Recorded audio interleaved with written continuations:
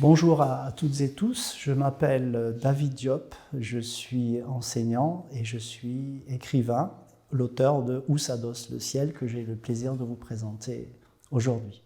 C'est un texte où se croisent deux récits, l'un qui se déroule à la fin du XIXe siècle et l'autre depuis très longtemps, à l'époque égyptienne.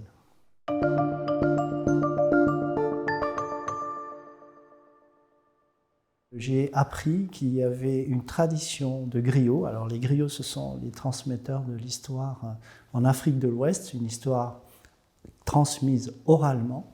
Et ces griots expliquent qu'il y a eu une très longue tradition de transmission de la certitude qu'il y avait eu des migrations d'Égyptiens depuis l'Égypte antique jusqu'au Sénégal. J'ai réfléchi à un moyen de raconter cette histoire et de trouver les raisons pour lesquelles les Égyptiens avaient pu passer jusqu'en Afrique de l'Ouest. Et donc j'ai inventé le personnage de Bilal Seck, qui est un griot également, qui est abandonné aux portes de la Mecque, à Djeddah, et qui doit rentrer en Afrique de l'Ouest, au Sénégal, à pied, en traversant toute l'Afrique. Ce Bilal Seck, c'est un griot très particulier, parce que c'est lui le seul qui connaît l'histoire de cette migration des Égyptiens, et c'est le seul à pouvoir la transmettre. Et il faut qu'il survive pour transmettre cette histoire. Pour moi, c'était important, finalement, et c'est toujours important, de rappeler qu'il y a eu des échanges extraordinaires entre l'Égypte ancienne et l'Afrique noire, et pas dans un seul sens. Pour moi, c'était ça qu'il était important de dire, de montrer que bien, l'Afrique est au cœur de l'Égypte ancienne.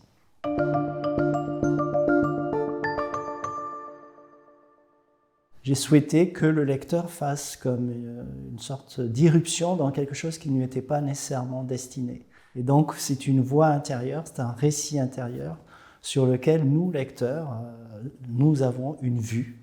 Et cette vue, c'est un privilège parce que ce savoir est secret. Et ce qui relie en fait ce caractère secret de cette histoire à l'Égypte antique, c'est justement à l'époque la non-diffusion à des gens qui n'étaient pas initiés, la non-diffusion de savoirs secrets. Et le lien, je pense, entre les deux histoires, c'est ce dévoilement de quelque chose qui n'est pas censé être démocratisé.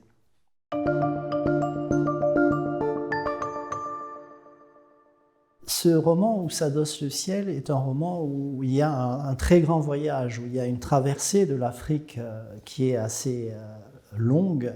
Et donc, il y a une traversée de paysages et d'espaces. Et j'associe en effet souvent la description d'un paysage aux états d'âme d'un personnage.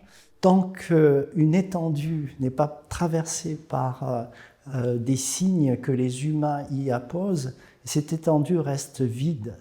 Les personnages, dans Où s'adosse le ciel, eh bien, construisent les paysages qu'ils traversent et donc les transforment en espaces significatifs.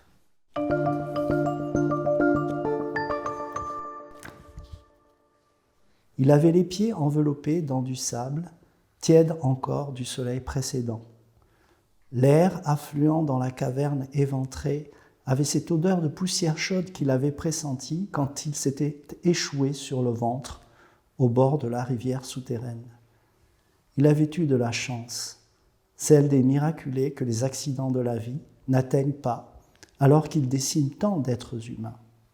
Il aurait pu mourir noyé au fond du puits, précipité sur les roches de la rivière ou écrasé par le poids immense du sable, dont pourtant chaque grain ne pèse rien. Les ouvrages des hommes sont éphémères.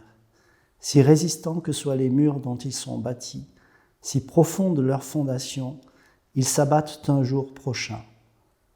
Ce lieu qu'Unifer avait choisi pour cacher son trésor, le plus reculé du temple, privé de lumière, était remonté à fleur de terre, exhibant ses entrailles aux étoiles indifférentes.